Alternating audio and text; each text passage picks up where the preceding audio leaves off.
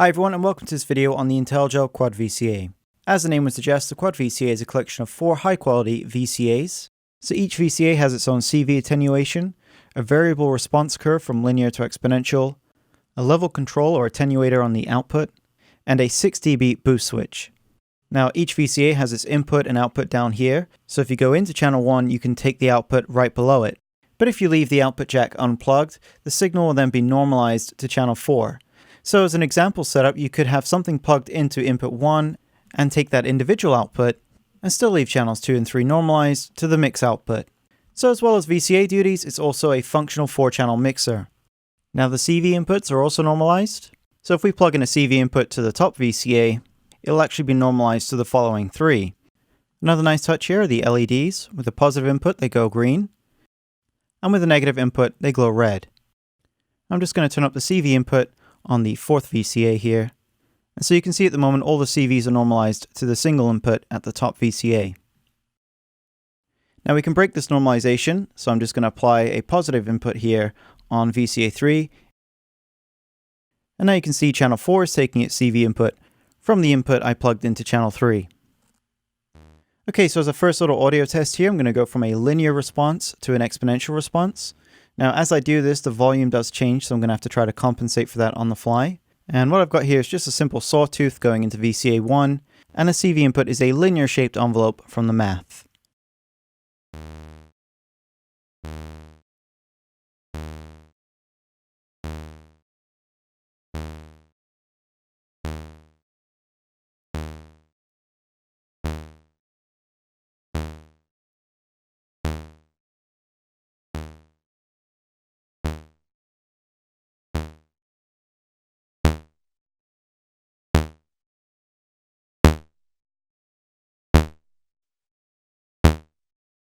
Now I'm no engineer, but I did do a couple of tests just to check for channel bleed, and there are no surprises here. It does a very good job. So as long as you got some pretty normal gain staging down the line, I don't think you're going to have any issues with bleed. Now speaking of gain staging, if we take the output of one VCA and plug it into the input of the next and keep going down the line, we can cascade all 4 VCAs. Using the boost along with some CV input, we can actually drive this into some pretty sweet distortion. So let's check that out. Okay, so here I've patched the output of VCA 1 into the input of VCA 2, and then into 3 and 4. So I'm running the signal through these 3 VCAs here into channel 4, which means I can use the level control here on channel 4 as a final attenuator so I don't clip my interface. So let's engage the boost switches here. Now I'm also going to take a DC offset from math, and we're going to plug that into CV1. That's going to help us really overdrive the signal here. As with all distortion, there's a sweet spot, but I'm just going to be driving this to the extreme to show you what it sounds like. Easy. Easy. Easy. Easy. Easy. Easy.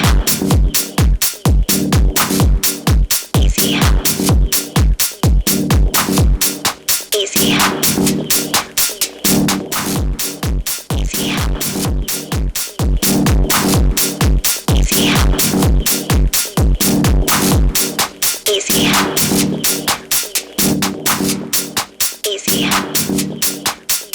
And right about here is where I think it sounds awesome. Easy. Okay, so let's try it next on a breakbeat.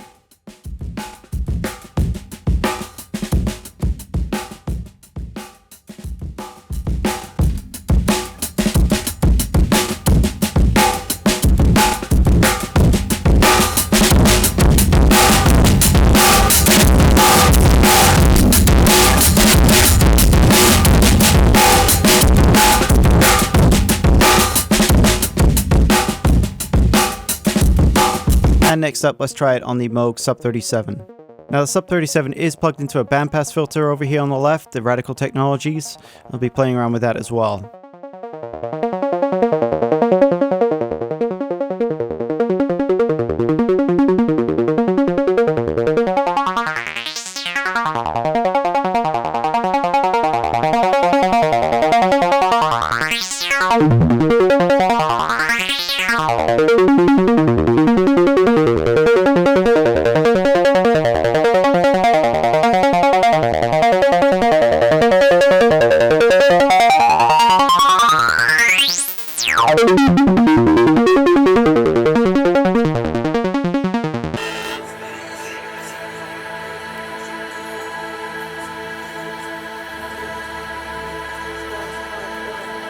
Okay, so now to check out some CV modulation. I've got a stereo signal coming in here, so I've used VCA 1 and 2 as a stereo pair, and I've taken the outputs directly as well. I've got a single CV input, which is normalized of course to the two different VCAs, and I'm going to be using the filter with high resonance here as a CV source, so we can get some nice audio rate modulation on the VCAs.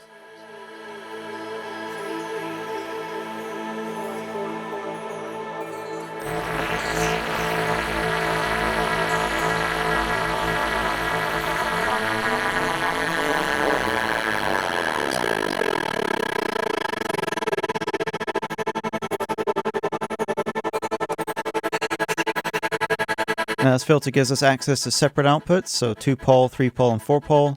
I'm going to take the 4-pole here and plug it into CV2 of the Quad VCA for just a little bit of a different modulation source on VCA2.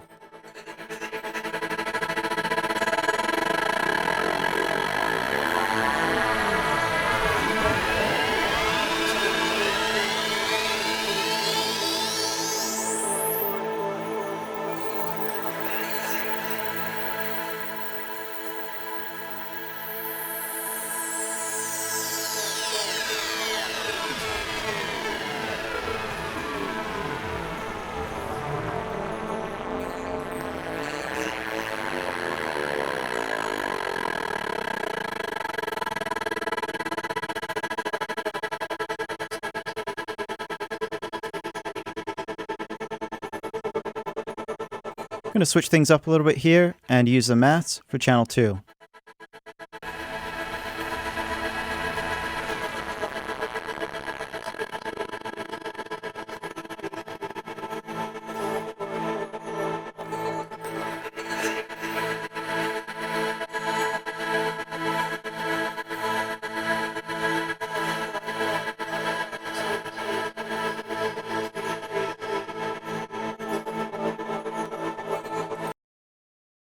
Okay, so I'm just going to switch things up a little bit here. I'm going to take the output of the math here and actually invert it and plug that into VCA1, and then I'm going to use the positive output into VCA2. This way we get a stereo effect, but they're both linked to the same modulation source.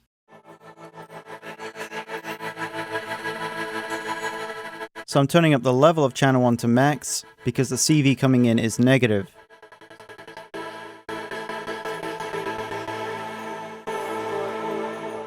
Now I'm going to dial in the positive CV on VCA2.